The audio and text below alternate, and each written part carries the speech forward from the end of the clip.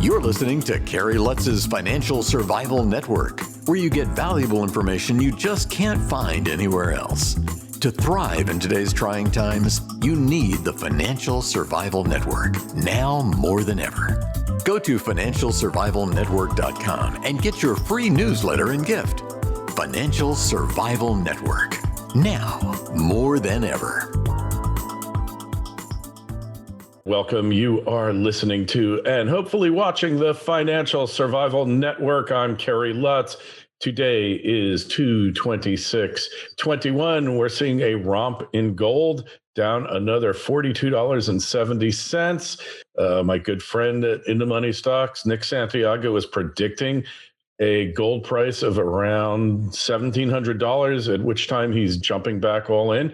Silver down $1.12 to 26.31, showing more strength than gold for sure. And the stocks have not been beat up as badly as the metal price. So what does it all mean?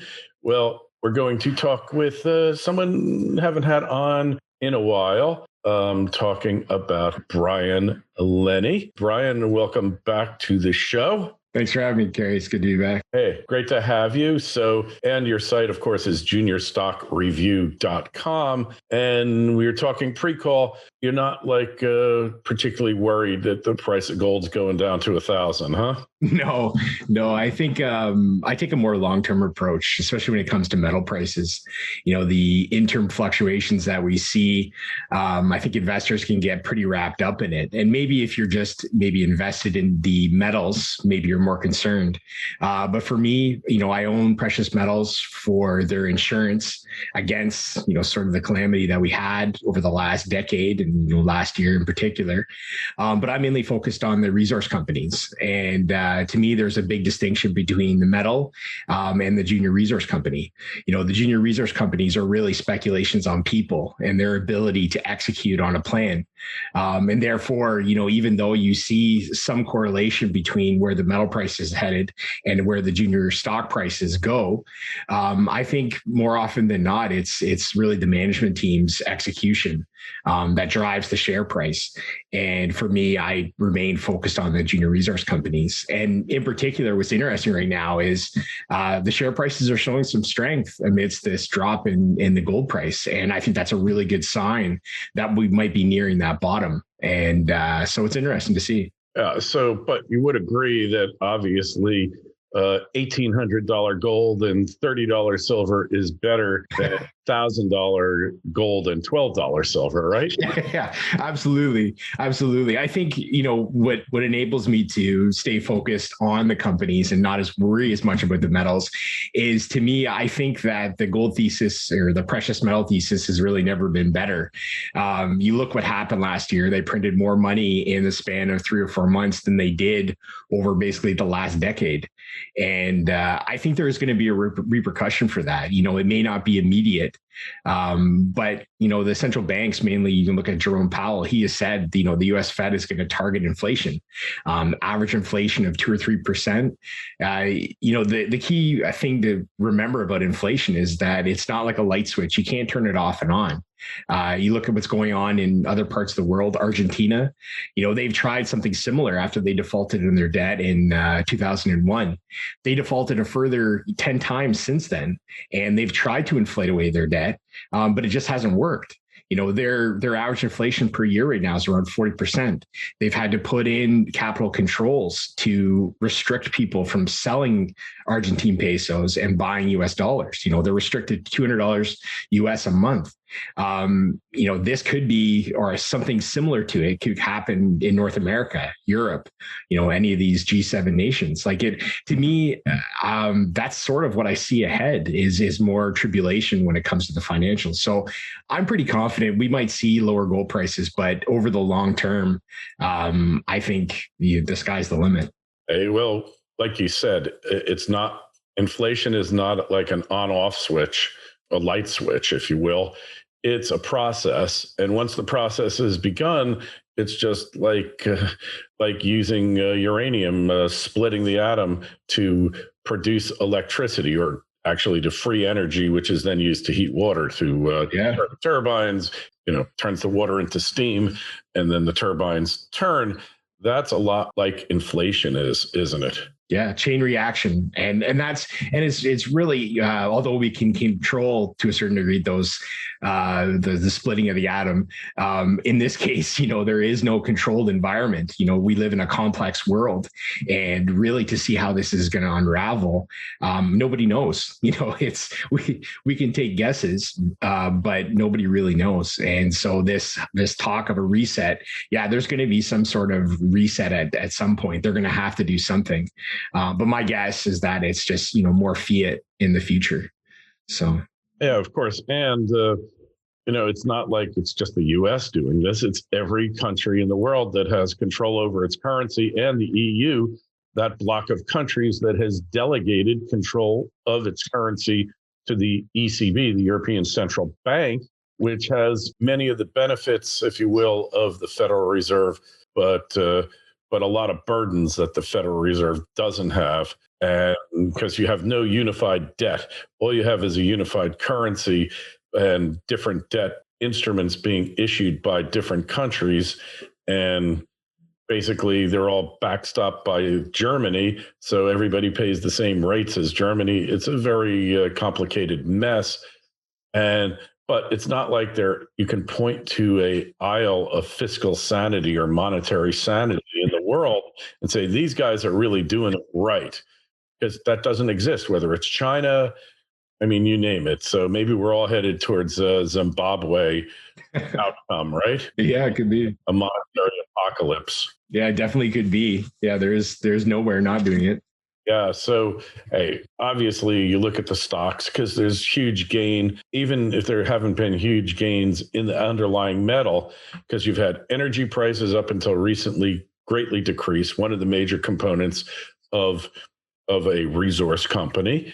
And you've had the metal prices go up or stabilize. Now they're down a bit, but they're still trading at the top end of of the range that they've found over the past year. So then it comes down to picking the people, picking the companies, and that's where you focus your efforts. Yeah, absolutely. That's where all my money is focused. I'm 100% into the junior resource companies. And primarily right now, there's 17 companies within the Junior Stock Review portfolio. And of those 17 companies, 14 are precious metals related. I see, as I said, I see a very strong future ahead for precious metals. And I think there's less questions regarding the weakness surrounding, or maybe the negative side to owning precious metals and precious metals companies. But stuff like the EV revolution, this push towards green energy, I think you need to have exposure to the base metals too. And it's something that, prior to 2020, I was probably even more focused on base metals than I was precious metals. There's a couple companies, FPX Nickel is one. I think nickel has a really bright future. And next to that, you've got copper, and, copper is probably the best barometer for the global economy. And, copper's hit, I think it's 6 or 7 year highs in this last couple of weeks, breaking the $4 barrier. Yes. This shows that, there's not only demand for copper, but that supply side is going to be affected as we move ahead, given where we seem to be headed. And so I think copper is another one of those important metals, especially if you can get a copper gold company, which may be the best of both worlds. So that's what I've been looking at the last little while. All right. So for those of you not aware or don't understand the concept, Brian, just explain the concept of a copper gold company, how that works. Sure. So there's certain deposits that have copper and gold components. Probably the most synonymous around the world are copper gold porphyries, which are these large disseminated ore bodies. Escondida in Chile is the largest porphyry in the world being mined right now, and makes up a large part of the copper market. So you can find these, they're low grade, but they have long mine lives, and they are appealing to senior companies because of that. They can be more right about the metal price over 30 years than, let's say, something that's under 10 years. So copper gold porphyries are are quite attractive. The other side is you can find some high grade, whether it be VMS, which is volcanic massive sulfide, these VMS deposits that have high gold and copper components, and sometimes silver, lead, and zinc.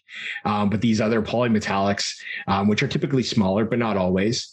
And, different places in the world have these high grade VMS deposits. And again, they're a really interesting type of deposit to explore for because they occur in clusters, meaning that if you find one VMS deposit on your property, if it's big enough, there's the potential to find more. And so a VMS is another type of deposit where you can find both gold and copper and some other metals in it around the world. Yeah, one of our sponsors, Trilogy Metals, is sitting on billions of pounds of copper, gold. It was originally Trilogy 3 metals. I think it was copper, gold, and silver.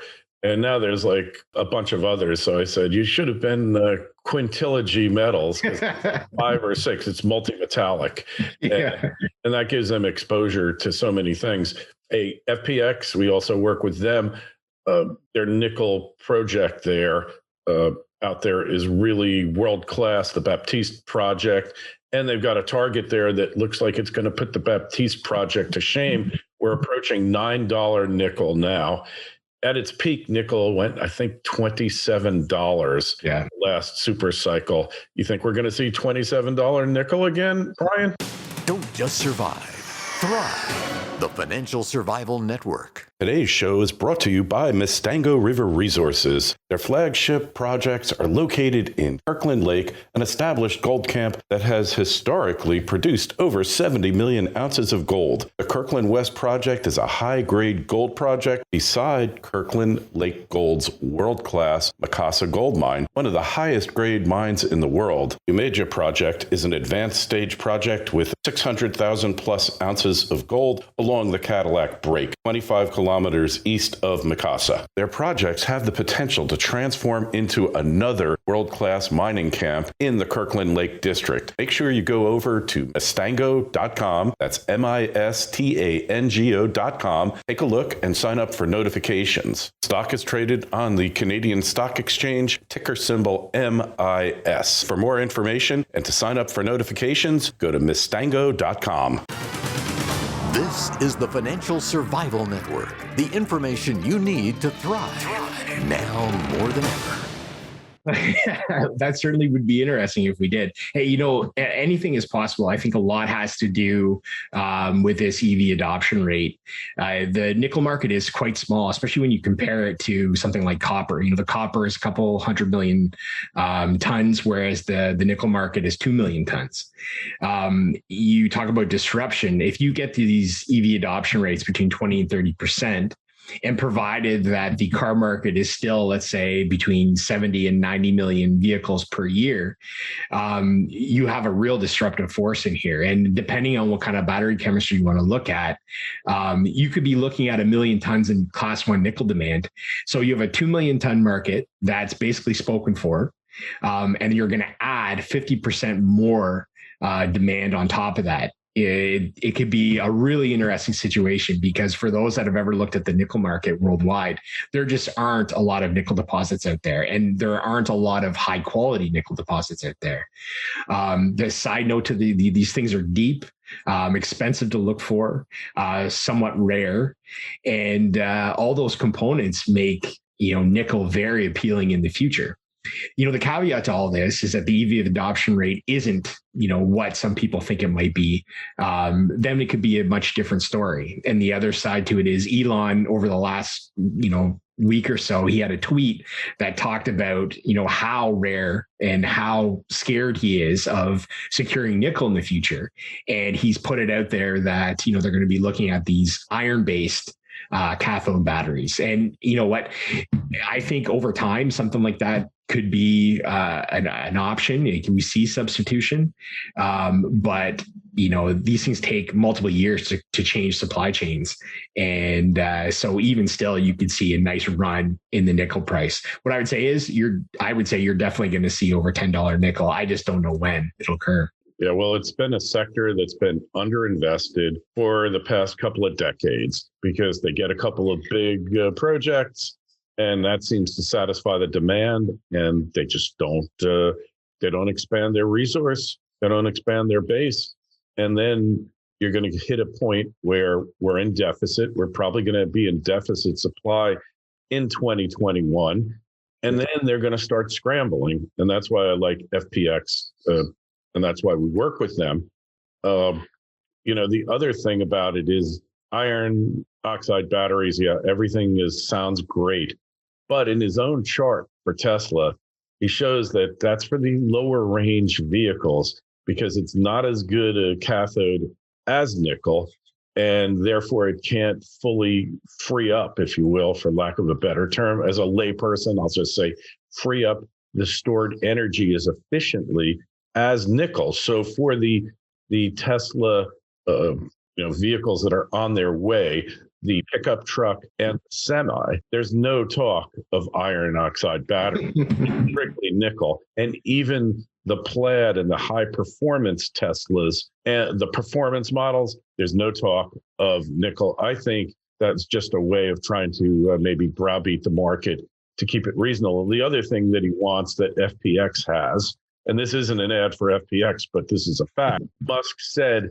he wanted a carbon-friendly, carbon-neutral nickel that doesn't take more energy to extract than it's going to produce. And in FPX's case, their nickel, because of its metallurgical content, doesn't need to be smelted, high enough grade, and therefore, energy-wise, much more efficient. And it's they can basically just dump the raw material at the customer's site, and the customer can do it all because there is no smelting. So I find those things really interesting. And we're in this situation with base metals, underinvestment for decades, just for decades and living off reserves, et cetera. And now we're getting down to the wire. Copper, arguably in deficit, and so many other metals, lead and zinc and others. We're going to be seeing the same thing, aren't we? I think so. I'm, especially if you look over the longer term, I'm very bullish on all metals. In the short term, I think with the base metals, I have more questions. Like the COVID situation in North America or throughout the world has really thrown a curveball in terms of how that's going to affect people economically. I can only speak from, my personal experience here in Canada, where in particular, Ontario, the province that I live in, we've been in lockdown for the last 2 months and just came out of it a couple of weeks ago. This 100% has an effect on people, on businesses, and their economic viability. So when you talk about this EV revolution, which I think is one of those new trends that's in motion and it's not going to be broken. But even if people want to make the change from ICE engine vehicles to EVs, they have to have the economic means to do so. And I think that's one of the big question marks, is whether that people, even if they want to do it, are going to be able to do it. And then not only that, if you look at the positive factors that that affect EV adoption, I think one of the big things is incentives, and this has to do with the cost. Right now, governments around the world offer a range from, let's say, $5,000 equivalent US all the way up to $7,500 US for you to buy an EV. Now we're at a point in the economy where we've got as much debt as we've ever had, and it really makes you wonder whether they're going to be able to keep up these very rich incentives. Plus, we're in a changing economy. COVID, I know personally with my friends that are in insurance and in banking, they've been told, listen, you're going to be working from home for the foreseeable future, maybe forever. That's one effect on commercial real estate, but how does that affect the car market? And that's why when I was talking about the EV adoption, if the car market stays at between 70 and 90 million cars per year, then a 30% adoption rate, it could really affect these base metal markets. But what if it's cut in half? What if the average 4-person family says, you know what, I only need to have one car. I don't need 2 cars anymore because both parents are working at home, or one of the parents is working at home, and I need to save money because of whatever reason, or just generally speaking. So you cut that car market let's say by 20%, these things add up and they have a definite effect on that overall demand for things. So I think there's still question marks. I'm very bullish still on base metals for those reasons that we covered. But there is still question marks out there that are going to affect the market and are going to pop up from time to time. And I think, people are going to have to grab those lulls. And it's like today where people are questioning precious metals. This is the time to buy, and vice versa. When the base metals are in this type of area where there's question marks, again, that's the time to buy. All right. Well, we like your attitude. We like your optimism. All of the growth of everything in the world has relied for the past 40 years on cheap money, ever cheaper money. We're probably at the end of that now.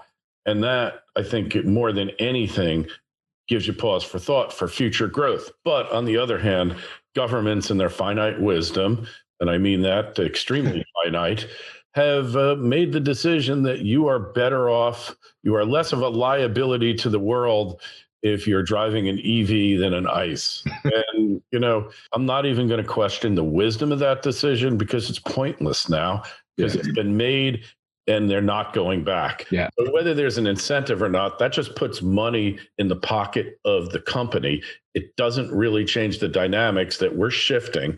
And we're shifting in a way that the products, at least in theory, the eventual products coming out once the transition's made are going to be cheaper because there's less moving parts, 2,000 or 20,000 moving parts in an ICE car and 20 moving parts in an EV. Now, the EVs in reality aren't that much more efficient than an ICE engine because of the inefficiency of the grid.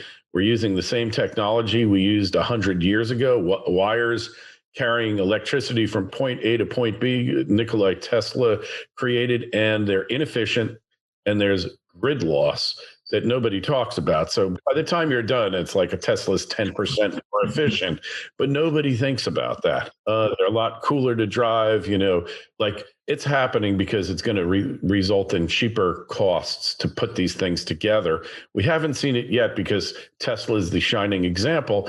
They've been in a growth mode. They're a capital consumer, but at some point they get to the point where they've hit peak production and then it becomes an efficiency game. And then we see how low the price of these can go. But it seems to me they keep cutting the price of the hardware and keep jacking up the price of the software. I don't know what that means. Anyway, it's meant to be an interview about Tesla either. Hey, so just tell us, how do we subscribe to your newsletter and what do you give us for it? I should mention juniorstockreview.com. Yeah. So if you go to juniorstockreview.com and you click on premium subscription, you can see what the newsletter has to offer. I write a weekly newsletter that's published and you're emailed when that's published. I also do my own set of update interviews with the companies that are available inside the members area. Also, there's an issue of premium that's published every month, and that has a pick. It can be in the various metal ranges. I'm really a generalist. I like precious metals and base metals. And that's it. That's a reflection of what I'm investing my own money in the sector. And, I've got my own skin in the game, and that's what I present to my readers on a weekly basis. All right. Well, that sounds great. And hey, I suggest you go over to juniorstockreview.com. Check it out. Is there a trial subscription or anything you can get? Oh, there's a quarterly, which is basically like a trial. It's a 3-month trial. All right. But go for the 3-month trial subscription, the quarterly. Check it out. You're not going to be disappointed. And any questions, comments for Brian, just send them to kl@kerrylutz.com. I'll forward them off to him and get you an answer. Brian, it's going to be an interesting year ahead. Thanks so much for coming on. And don't forget, subscribe to our newsletter, financialsurvivalnetwork.com. Brian, always a pleasure. You be well. Thanks for having me, Kerry. Thanks for listening to Kerry Lutz's Financial Survival Network, your solution to today's trying times. For the latest, go to financialsurvivalnetwork.com. Financial Survival Network, now more than ever.